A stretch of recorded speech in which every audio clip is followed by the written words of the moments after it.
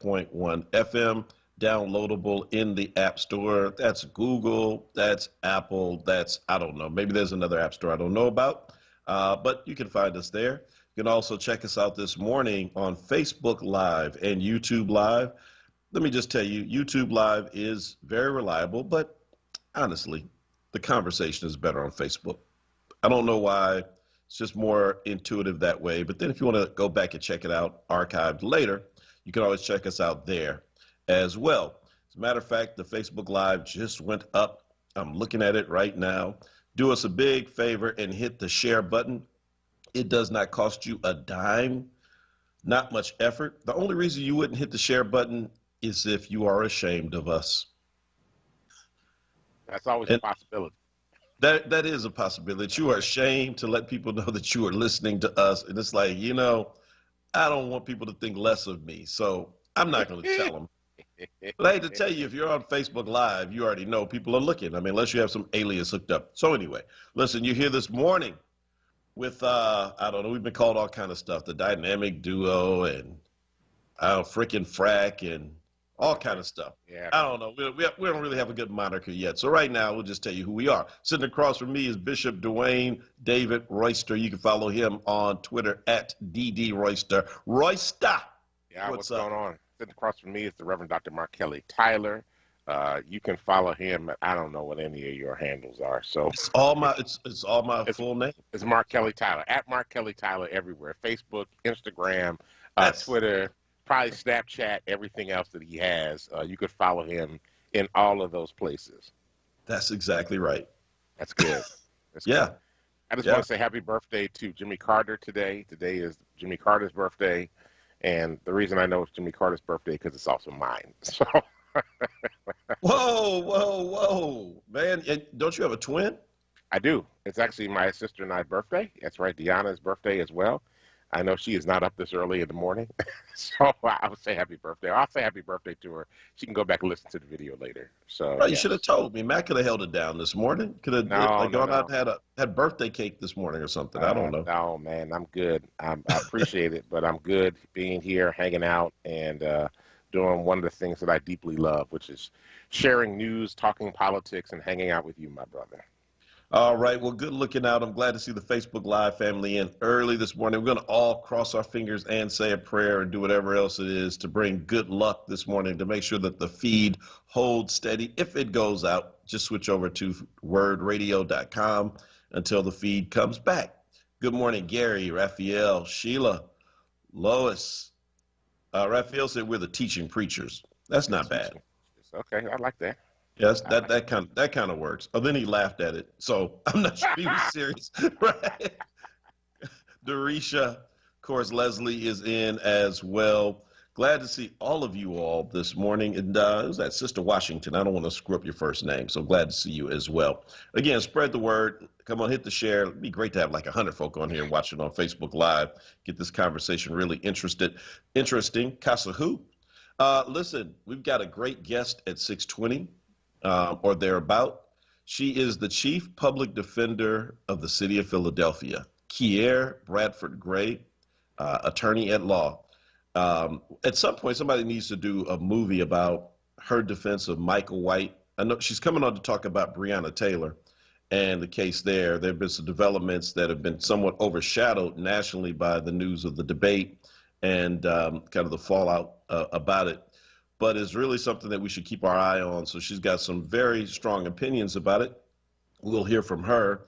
And so, again, looking forward to that. But until then, we'll talk about the news of the day. Good morning, Maria and Tawanda. Tawanda is our middle of the state correspondent. She's out there in Lancaster. Now she's going to be all mad. You know it's Lancaster. She put a post in there the other day. Did I say it wrong? I must have said it wrong. You did say it wrong. I was working on my doctorate degree in Lancaster Theological Seminary, so maybe I say Lancaster wrong. I don't know. You did say it wrong. It's Lancaster. Lancaster. It's like saying Worcester in Massachusetts, but Worcester is actually spelled Worcester. It's Worcester. They say Worcester, but it's actually Worcester. It's actually how you should pronounce it. So, but because in Massachusetts the R is silent, it's Worcester. Well, speaking of misunderstandings and Mm-hmm. things of that nature. I mean, because people are always making misunderstandings on how to pronounce a word. For example, like you said, some people call you Royster. Here in Boston, they call you Royster. Yeah. Some people call Proud Boys white supremacist paramilitary militia. Other people say, I don't even know who they are. Oh wow. Did you see Donald Trump yesterday walking back his statement? But he didn't really walk it back that deep though. He was like, "Yeah, I don't know who Oh, the Proud Boys are." I mean, that was insane. Yeah. I mean, I don't even know what to say to all that. To be honest well, with so folk know exactly what we're talking about for the benefit of those of you just waking up and you're like, well, we tune in to kind of get some of that early morning news. So we suffered through watching some of his clips from his press conference. Well, not really a press conference, but getting on the helicopter, you. Yeah. impromptu press conference. And when really pressed by reporters to explain himself, first of all, he's feeling pressure. A lot of the debate fallout happened right afterwards. I'm sure his phone was blown up from people in tight U.S. Senate races and other Republicans around the country. And man, Tim Scott, the only black Republican in the U.S. Senate, Oh. said, well, I'm sure he just misspoke. And I wanted to say, yeah, Tim, and I guess the Proud Boys just misheard because they're out raising money off of Donald Trump's like warm fuzzy embrace. And so now that's the new talking point, right? That he didn't really mean that the Proud Boys were okay. He was really just misspeaking. He got kind of confused. He's an old man, and he just had a moment there. So when pressed by reporters yesterday, he says, literally, I don't even know who the Proud Boys are. Now, That's so not true. That's so not true. But anyway, go ahead. I'm sorry. well, remember he didn't know who David Duke was 4 years ago when he found it. Again, he always has this problem and struggles with, clarifying himself about white supremacy for some strange reason. I don't really understand, but for some strange reason, he has a hard time. And but now he doesn't know who these Proud Boys are that he told to stand back and stand by, who clearly are ramping up and standing by. Now, I want to add something to this, Mm-hmm. because this I think helps us understand, who he really is. An internal document was released yesterday from the Department of Homeland Security, DHS, and now it's not unusual for them to get talking points from the White House about big issue kind of things. What is unusual is for the White House to weigh in on an ongoing investigation, especially one that DHS has literally nothing to do with. Mm-hmm. Kyle Rittenhouse, another one of those militia types who went to Kenosha, Wisconsin, shot and killed 2 people. That part is not in debate.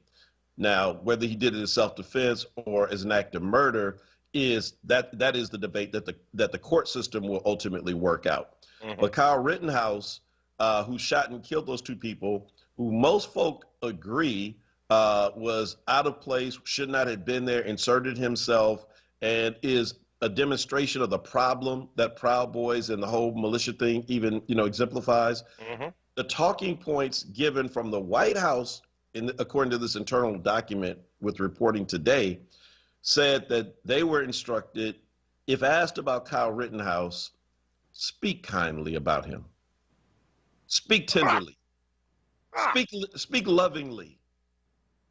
Don't throw him under the bus. It's little Kyle. Bruh. I mean, you put this together with the Proud Boys and stand back and stand by. It is a horrible narrative about who this president is and the ways in which, again, white supremacist groups find aid and comfort. As somebody famously said 4 years ago, and I'll end it with this, I'm not saying you're racist, but racists say you're a racist. So let me.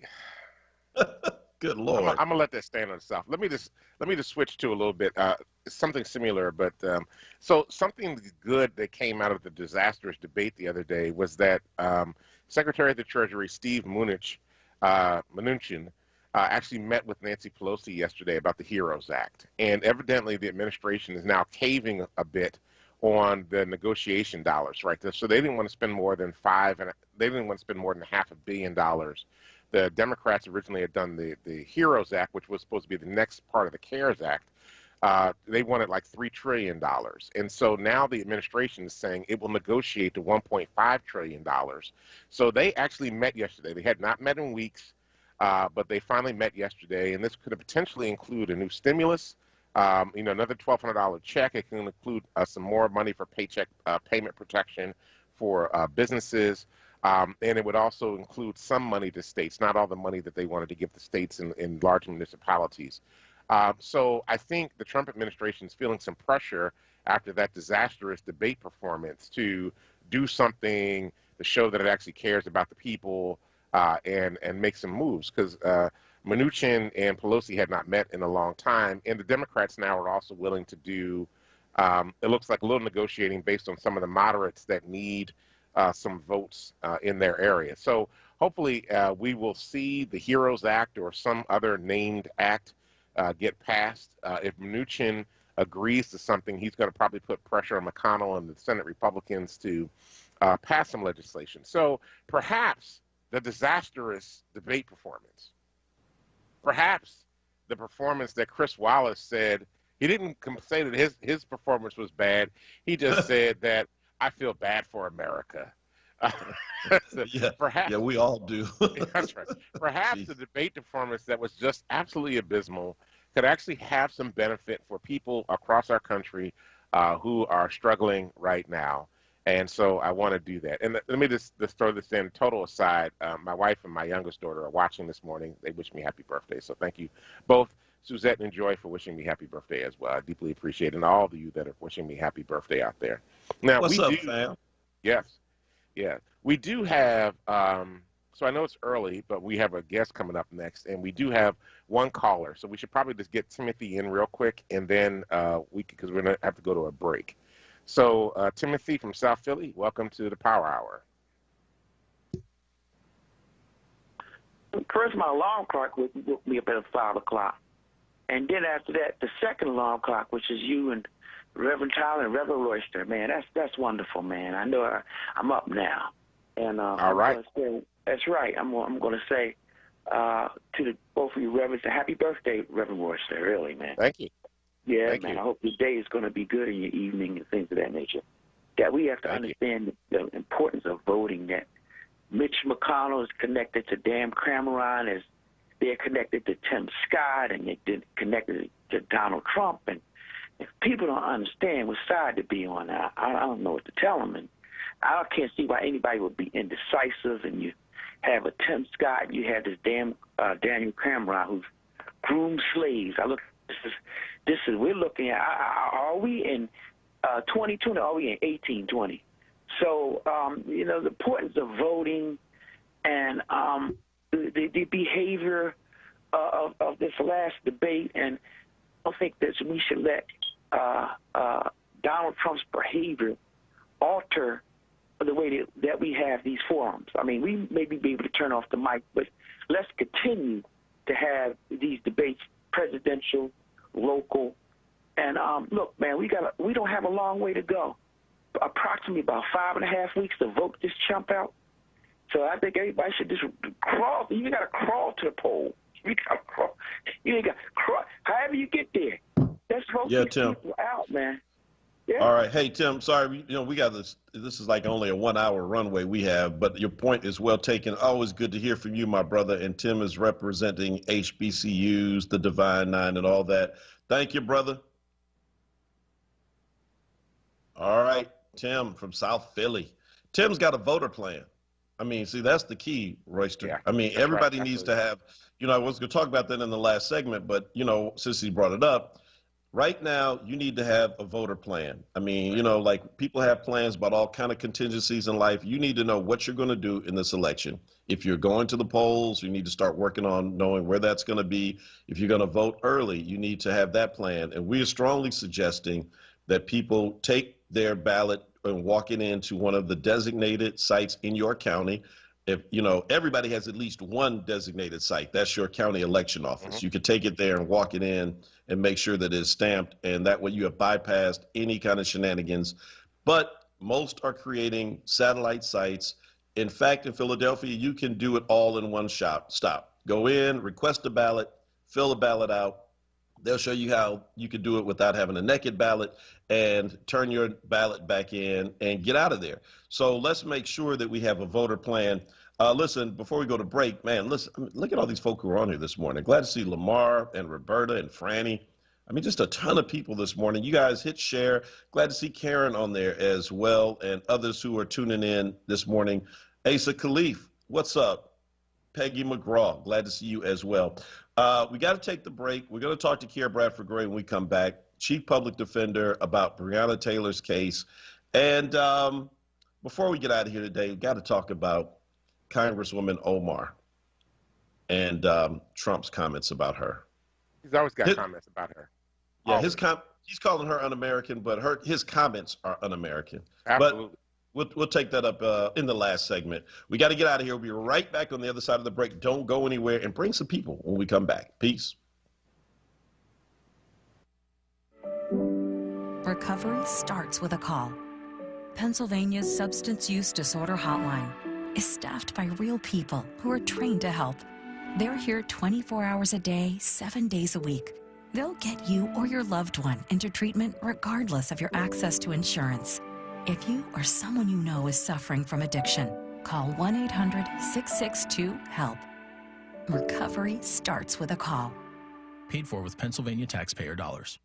Keystone First VIP Choice HMO SNP Dual Eligible Special Needs Plan has a 4 out of 5 star rating and is one of the highest rated Medicare plans in the region. Keystone First VIP Choice and you are better together. If you live in Philadelphia, Bucks, Chester, Montgomery, or Delaware County, and you have both Medicare and Medicaid, choose the Medicare plan that is working to help you get better care. Enjoy extra benefits at no cost to you with Keystone First VIP Choice. You get benefits like dental, vision, and transportation to and from your medical appointments. They also cover a fitness membership to a gym of your choice. $150 toward over-the-counter pharmacy items. There's no copay for doctor's visits. They offer a large provider network, a great prescription plan, dental coverage, and even eyeglasses. Plus, you don't have to wait for open enrollment. You can change your coverage every quarter. Keystone First VIP Choice. The name you trust, the service you deserve. Call Keystone First VIP Choice today at 1-877-686-1760 or visit KeystoneFirstVIPChoice.com.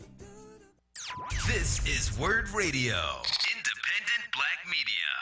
2020 is the year of voter options. We have many different ways to exercise one of the most important activities in our lifetime. Some of us might be voting by mail, but the rest of us can still vote safely while masked up and social distancing in person at your local polling locations. If you're in Philadelphia, learn more about where your polling location might be at either votespa.com or philadelphiavotes.com. For more information on how to vote in Pennsylvania, visit states.aarp.org/Pennsylvania. Vote early. At PICO, we know one thing is certain. Times have changed. From kitchen classrooms to couch conference calls, searching for a new job, or new ways to keep your family connected. These changes have become a part of our reality. That's why our teams are working 24/7 to meet the needs of our communities.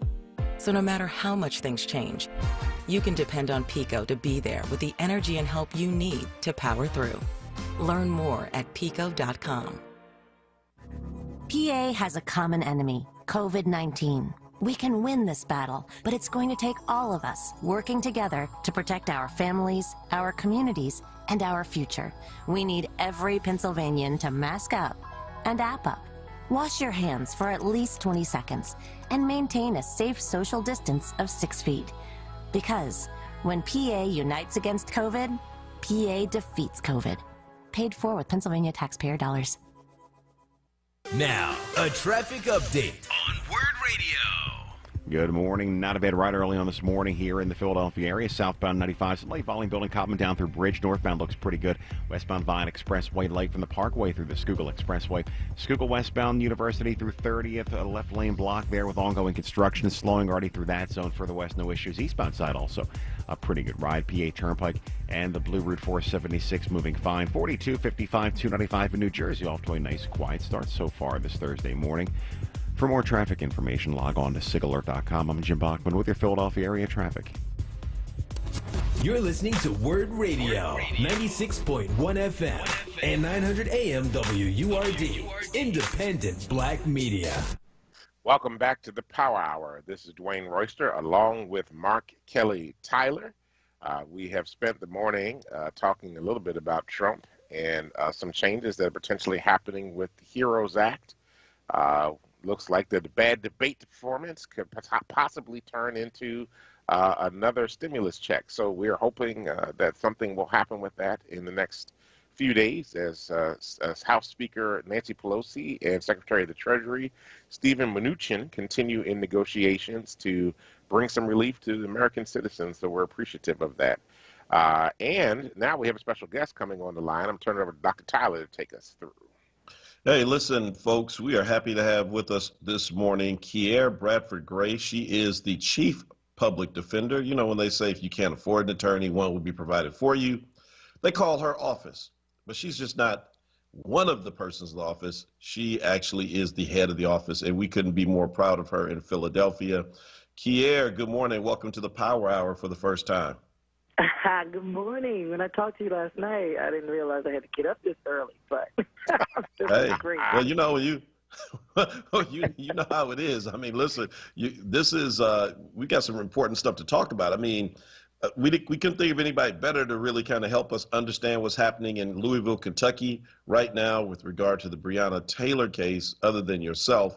There have been a lot of developments in the last several days, some legal maneuvers happening on behalf of a grand juror. Can you kind of explain what's going on there and kind of walk us through what might be possible in the wake of it? Yeah, so these are really great questions because this is something that's unprecedented. I mean, no one has ever seen a grand juror that spoke out before saying that the prosecutor did not present the evidence in the way that they did in the press conference. So that revelation was pretty startling, and I think it really sparked questioning, why was this done in a secretive manner to begin with? So let's even talk about why we use grand juries. Most of the time we use grand juries, it is to protect the identity of the witness from intimidation or retaliation. That is generally the premise why people use grand juries. We use them here in Philadelphia limitedly, and other places use them as some of their their first option. However, that is generally the premise of why you should use grand juries. When it is a case of public emotion, public perception, but also a case where the outcome could really spark a lot of public turmoil, this should never be a secret grand jury proceeding, especially when it involves an officer's misconduct. These things should always seek sunshine. They should always be public, just like every hearing that you would see of a regular civilian who comes into court charged with something that is of public concern. You don't see too many civilians getting the grand jury treatment. So the fact that this was done in such secrecy and the fact that the juror has spoken out, and now we're hearing all of these different inconsistencies about what bullet and ballistics was tested by the federal government, being inconclusive as to whose bullet actually landed into Breonna Taylor, but there was no inconclusivity about the bullet that struck the officer. It really smells bad, and it really seems like there's not a lot of transparency or credibility to this grand jury proceeding. So, I mean, to be continued, get your popcorn. I don't know. I mean, I'm saying that tongue-in-cheek because I really think that this attorney has really lost an opportunity to serve the public in the way that they need to be served.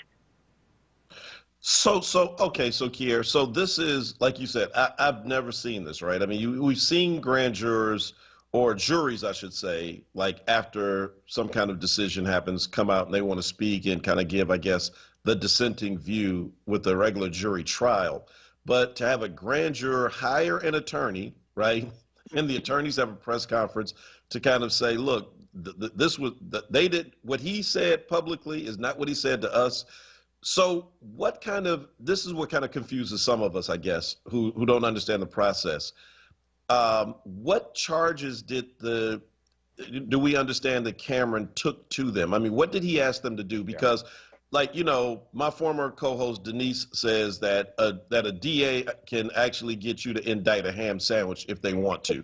that you can get the indictment on anything if you really want. Now, whether you can win it in court is another thing. So what did he actually ask them to consider? That would be the question. That's why we should see the transcripts. That's the question of the day, Reverend. What did he ask them to consider? What evidence did he put forward? And how did he present that evidence to allow them to opine on what the legal issues were? Those are the questions. We weren't there. We couldn't see how he presented this case. So now it is really time for that grand jury proceeding to be released. It was supposed to be released, and then they needed, some more time to figure out whatever, because the transcript is the transcript. It doesn't change. So why is it that we don't have that transcript after he promised to release it? So I wish I could tell you what he did, but when people say you can indict a ham sandwich, that is true. I've had clients that have gone into the grand jury and said it's really just saying what you feel is necessary to say, and that's it. And the prosecutor saying, okay, that's going to be his story. It is really, the grand jurors are not supposed to deduce whether someone is credible. They're not supposed to deduce whether this case could be won beyond a reasonable doubt. They're there to establish probable cause for charges to go forward, and that's a very low threshold. So the fact that there was no finding of probable cause, that there was reckless behavior from the police in this situation, I'm wondering how that evidence was presented. Well, Counselor, this is Dwayne Royster. I got a question for you, though, because the news said that the transcript was supposed to be released, and now the AG is going back and redacting the transcripts. So I'm just curious, what kind of information could he potentially be redacting, and could that information be pertinent to what's released to the public in terms of trying to convey what the juror experienced in that room? The only thing that should be redacted is innocent bystanders information. So the people in the other home who, one of the officers shot through their doors, if their names are mentioned or anything, they should be redacted because they are not part of this proceeding.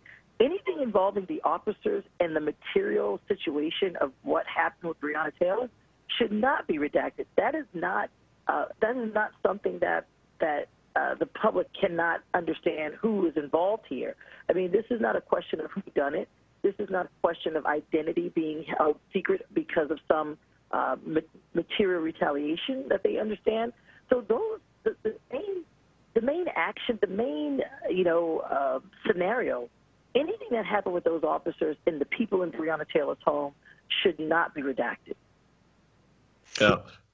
Yeah, I just want to know, is there any recourse? I mean, let's say we hear the transcript and people, legal experts weigh in and say that this was totally mishandled, that it was, I don't know if there's a word or phrase for it though, but some kind of legal malpractice on the part of AG Cameron.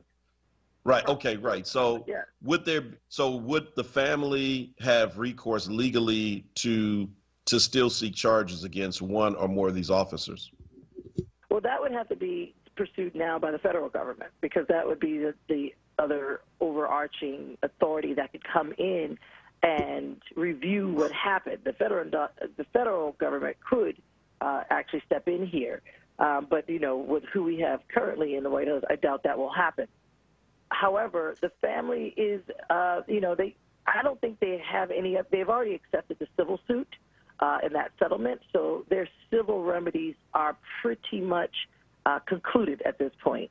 But justice should be sought by the government. The family has no more justice to seek in terms of what they can do, but the government has a duty to do their job. And I'm really curious to understand all that's going to unfold after we are able to see what was presented. Hopefully we are able to see that, and we should be demanding, or the people in Kentucky should be demanding more transparency around that docket, especially given this juror's bold and unprecedented move to hire a lawyer to say, I was duped, pretty much. Yeah, I mean, that actually is the piece that I'm curious about, right? Because then what does this do to prosecutors now that potentially you could have grand jurors who are disagreeing with the decision that you make, basically suing and forcing you to come clean with what you presented in a grand jury testimony? I mean, could this potentially be a game changer in the criminal justice circles, especially with regard to prosecutors in terms of how they're using grand juries if they know that they are going to potentially be exposed? That is such an excellent question. And this issue of how prosecutors use grand juries has been floating around for years. I mean, I've been hearing it in CLEs and the continuing legal education for some of your listeners. When we have our education on these things, we are talking about grand jury reform and how prosecutors use it, when they should use it. And I'm hoping that that is one of the things, amongst many others, that comes out of this. When prosecutors can use grand juries, and what happens if there is some information that is now being brought to light that shows that this prosecutor misused the grand juror or misled the grand jury.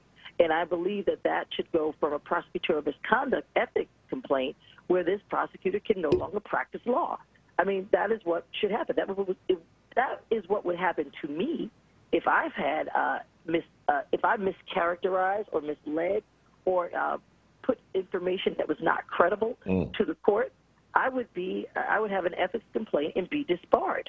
So that should happen for prosecutors as well. They're given a lot more leeway than many others. But I think right now we're really seeing a lot of abuse of power with prosecutors, and this is why that role is so critical. Yeah, we could come in, we could say we have a progressive this and progressive that, but if there is no accountability, if there is no checking and balancing on that power, prosecutors routinely abuse their power and use it because they can, not because it's the right thing to do. I see that across the board everywhere. And, you know, while I like our prosecutor, and I think he's better than any prosecutor that I've seen in Philadelphia, he's not above reproach. There are things that we should make sure that we are holding these folks who are supposed to be working on behalf of our communities more accountable. And we don't understand it because these things have always been done in the blind. And so now the criminal justice process is being exposed much more publicly. I am glad that people are paying attention and pushing and advancing better ethical practices from our system. Hey, Kier, so listen, we're running up on the break and got to let you go. But before we let you get out of here, people can hear you again with us, with Power, our Live Free team, on next Wednesday night at 7 p.m. on Facebook Live on the Power page, as we talk about, we've been doing an every other week town hall since the summer about the new Police Oversight Board, folks, that we can vote in on November the 3rd, vote yes on, whether or not we have independent oversight. So just kind of briefly, if you can you just touch on why this is important that we move from the Police Advisory Commission to something that is stronger and that is more independent? Absolutely. And first of all, I should thank you, Reverend Tyler, and the Power and Live Free. You guys have been tenacious in this effort, and I really am appreciative of it, because one of the things that we know is that there's tens of thousands of citizens' complaints that never see the light of day. Only about 20% are even acknowledged. And then when they're acknowledged, none of the citizens who complain about police abuse never get any understanding of what the process is for the investigation. So why? Because it's been kept in the dark. It's like a grand jury proceeding. We are attempting to set sunshine on this process, because we want to make sure the purity of the process is fair and it is something that we can trust. And so that's really the essence of what we're trying to do, is take a process that's been done in secret and put it in the hands of people who really have connections to the community that can make sure that we are doing what we need to do in terms of police misconduct. So that's really the premise of it, and I think that this oversight commission is the way to go to ensure fundamental fairness and that police officers' behavior is being checked properly. Wow. And she did it like right on the dot, 6:40, time for the break. Kier Bradford Gray, you're going to have to be a regular on this show. Thank you for being our legal expert. Hey, Kier, hey, real quick, any offers yet on a story, for a movie for you and Michael White? Because that is an incredible story. Let me tell you, Mark, I still can't believe that trial, and I really wish somebody would truly, truly explore what happened there. It was remarkable. Look, that's all I can say. I know you have a break, but I'll tell you, one day. All right. And you hadn't been in the courtroom in a trial yourself in how many years? 7, and I had never tried a homicide trial in my entire career. So that was God moving, man. That was God moving through me. That's deep. And we got to have you back on just to talk about that. Thanks, Kier. Have a great day. Take care. Bye-bye. Bye-bye. Wow. Folks, this is the Power Hour. We'll be right back on the other side to unpack that conversation and more, and maybe squeeze in a telephone call or two. We'll be right back. To African Americans, what do you have to lose? More than we could have ever imagined. Trump's policies make black people less safe, and his downplaying of coronavirus cost black lives. It's time to elect someone who cares about us. Joe Biden. Joe will fight racism and injustice everywhere. He'll expand Obamacare and rebuild our economy so it works for all of us. Request a ballot now. Make a plan to vote. Our lives depend on it. Paid for by Ask Me People, which is responsible for the content of this ad. AskMePeople.org. Not authorized by any candidate or candidates committee. Listen to Laborers Live. We created the weekend. We created the 40-hour work week. We just want enough to feed our family, be able to send our children to college, and let our next generation do better than we did. To people that might have forgot how important unionism is in a country like the United States. People now infringing on our 8-hour workday, trying to work people more than 8 hours without overtime, trying to work people without benefits. In the long run, everybody's getting a fat paycheck except the worker. So this is really a wake-up call for America. The struggle is continuous. Tune in to Laborers Live every Friday from 4 to 5 p.m. Sponsored by LESIT, the Laborers Employers Cooperation Education Trust of the Laborers District Council of Philadelphia and vicinity. Local 332, Sam Staten Jr. Business Manager. Local 57, Esteban Vera Business Manager. Local 135, Dan Woodall Jr. Business Manager. Local 413, James Harper Jr. Business Manager. The Laborers District Council, Ryan Boyer Business Manager, and Tony Staten, Executive Director of LESIT. We've all adjusted our daily routines in these unprecedented times. And for many of us, voting at our polling place in November is a routine that means so much. But did you know that every Pennsylvania voter can vote by mail from home this year? Whether you're a Pennsylvania senior, essential worker, or simply someone who needs more flexibility to vote within a challenging schedule, voting by mail allows you to make your voice heard at the ballot box, on your schedule, while protecting your family's health. You can turn your mailbox into a ballot box by simply visiting votespa.com on your computer or any mobile device to request your mail-in ballot. With November 3rd around the corner, it's more important than ever to request your mail-in ballot today. It's simple, secure, convenient, and safe. This year, you shouldn't have to choose between your vote and your health. We're all in this together, and voting by mail gives you the power to make your voice heard. So sign up at votespa.com or return your mail-in ballot application to your county election office today. Paid for by Power Interfaith. Have you heard about Penny? They make it easier than ever to get health coverage. What if I'm self-employed? Penny gets you covered. Unemployed? Penny gets you covered. What about my family? Penny gets them covered too. But will this fit into my budget? Penny can connect you to financial help to lower the cost. Really? Where do I go? Easy. Just go to PENNIE.com. Tune in Saturdays from 2 p.m. to 3 p.m. to hear Empire Capital and Consulting founder Mark Palmer's show titled Black Money, Black Power. This show centers around black money and how black power is derived from money. Tune in every Saturday from 2 p.m. to 3 p.m. Black Money, Black Power. Hosted by Mark Palmer. Now, a traffic update on Word Radio. Good morning. This report sponsored by Staples Stores. Delays getting heavy on the Schuylkill Expressway westbound University through south through construction. You're jammed eastbound side, not bad yet. Westbound Vine Expressway, you're busy 8th Street out through Broad. Southbound 95, Cobham through Bridge, jam there through construction. Again, delays from Allegheny through Girard, northbound 95, moving fine. PA Turnpike and the Blue Route 476, pretty good ride there so far this morning. 55 northbound, you're going to find that getting heavy Deptford into 42. Staples helps your business with everything from office essentials to health essentials, all at amazing prices. In honor of National Coffee Day this week, 24 packs of Dunkin' Original and Pete's Major Dickinson's coffee K-Cups are just $10.99. In-store only, offer ends 10/3 while supplies last. Staples. For more traffic information, log on to sigalert.com. Jim Bachman with your Philadelphia area traffic. You're listening to Word Radio, 96.1 FM and 900 AM WURD, independent black media. To the Power Hour with Mark Kelly Tyler, Dwayne David Royster. We just had Chief Public Defender Keira Bradford Gray that was on with us talking about the Breonna Taylor case and the issue about a grand juror that is suing the AG to release the transcripts about the grand jury hearing so that the public can really see, because they believe that the Attorney General, Cameron, misrepresented what he did in the grand jury hearing.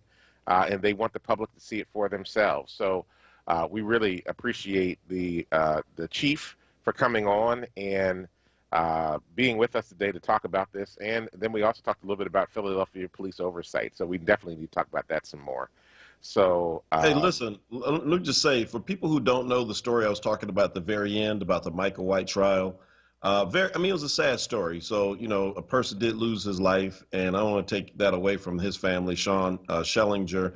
There was, a lot of debate about the circumstances, and so I know that his family is they're really upset about the outcome, as you would imagine. But we believe that justice was served in that Michael White was defending himself. He said he was attacked by Sean and stabbed him and killed him. Now, what is interesting about the story is that Sean Schellinger was white, Michael White, a young black man. And to think that, a public defender who she just said never tried a murder case, hadn't been in the courtroom in 7 years, because she's an administrator now, she runs this department, could go in and argue and win that case. Right. I mean, that's why I keep saying that needs to be some kind of story, some kind of, movie, some kind of book that has to be told, because it really just shows just how brilliant Keira Bradford Gray is and how fortunate Philadelphia is to have her. Their office has actually instituted a police accountability unit within the Defenders Association. And that's the unit that interfaces with Power's Live Free team. So we work with them almost daily talking about this new police oversight board. Right. And she put two things out there, Royster, that I think are important for people as we get to November 3rd, because we're voting now. So we're already in the process of voting. That as you vote, there are two things to consider. One, locally, a reason to vote is police oversight. You have a chance to strengthen it. What we'll come out with will not be perfect, so I don't want to oversell it, but it will be a step toward where we need to go, a significant step closer to where we need to go. But secondly, we need to vote because voting has an impact nationally. The president appoints the national attorney general. Right. And the attorney general then can go in to actually help local communities receive justice. In the black community, we shouldn't have to tell anybody why this is important, because again, historically, we have often had to have federal intervention to help us move forward. Right. And when we find local groups that refuse to do it, the feds have come in. So if you think that in the next 4 years that a Trump Justice Department will do anything different than Daniel Cameron has done, you are crazy.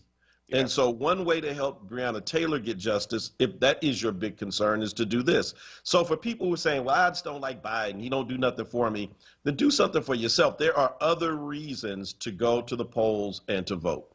Let me just say this and follow up to the conversation. A thought occurred to me while we were talking to the chief, which was perhaps we need to help somebody create a grand jury division, whether it's for the public defenders or whether it's an independent law firm that's doing that are actually going to find jurors who are disgruntled with grand jury decisions that are willing to sue to get the grand jury testimony opened up.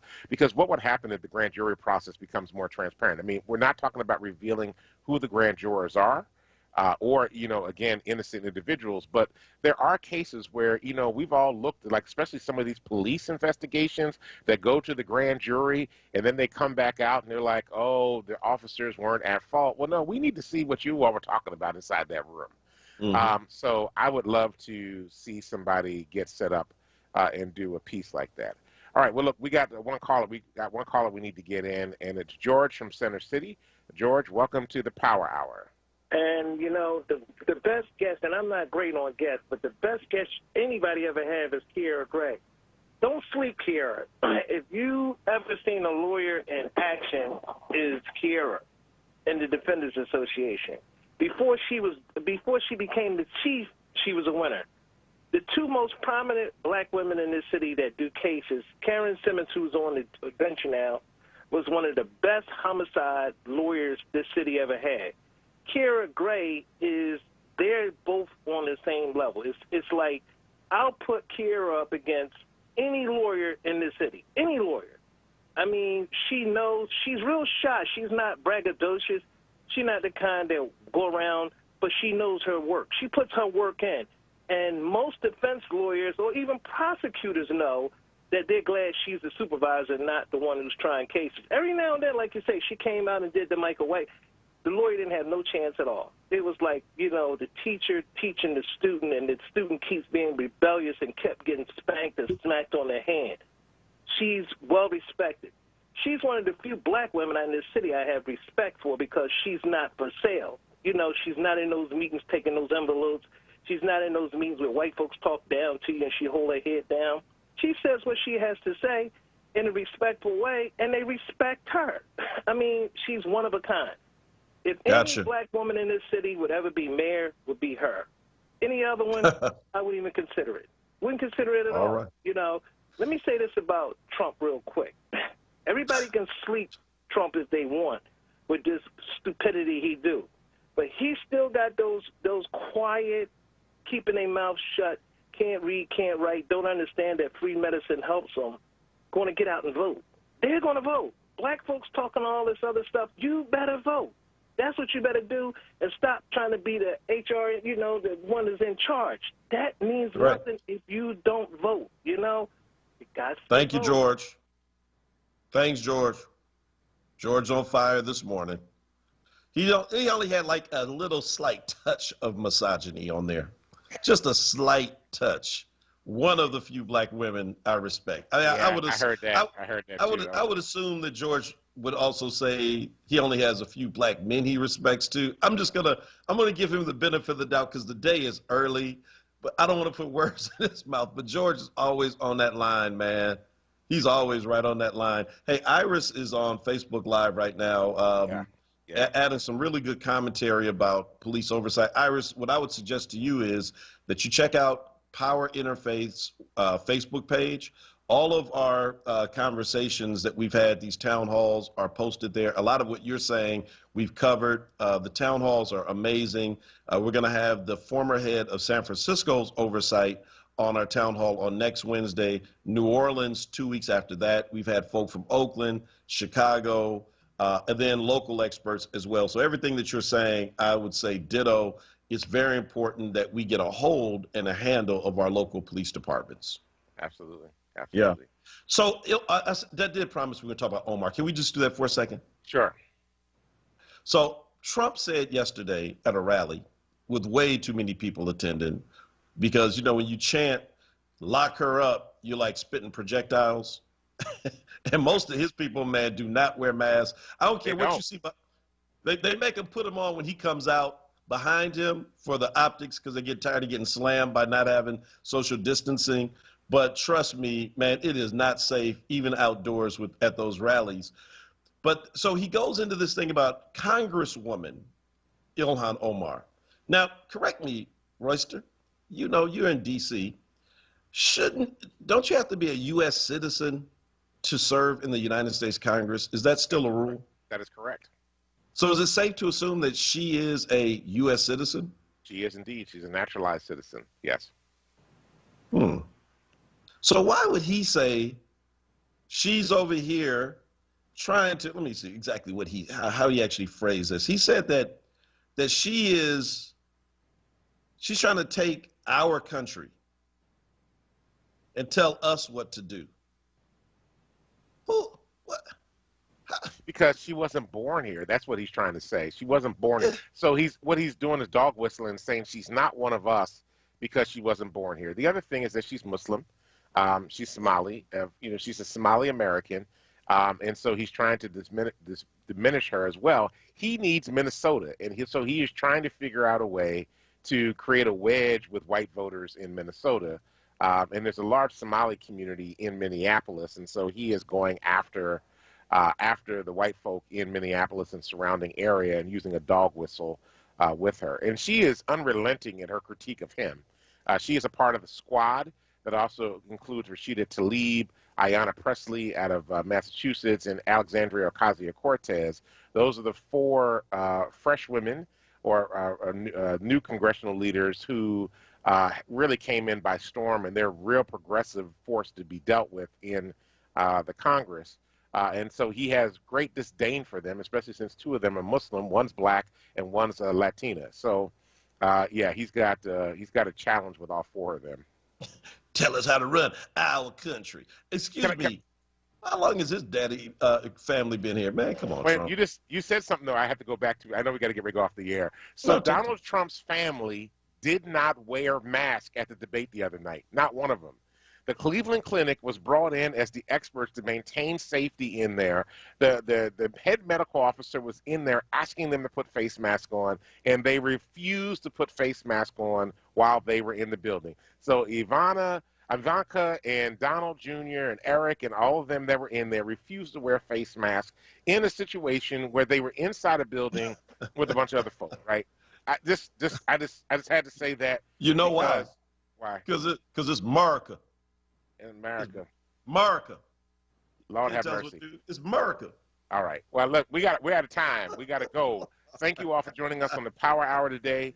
Big shout out to Quaitha Mathis for her producing of the show. Thank you, Quaitha, for everything that you do. We want to thank Chief Public Defender Kira Bradford Gray for joining us this morning. For our callers, everybody commenting on Facebook, please go out and change the damn world, because if you don't, nobody else will. Stay tuned for the Wake Up with Word with Solomon Jones. We'll be back tomorrow morning at 6 a.m. Peace. Deuces.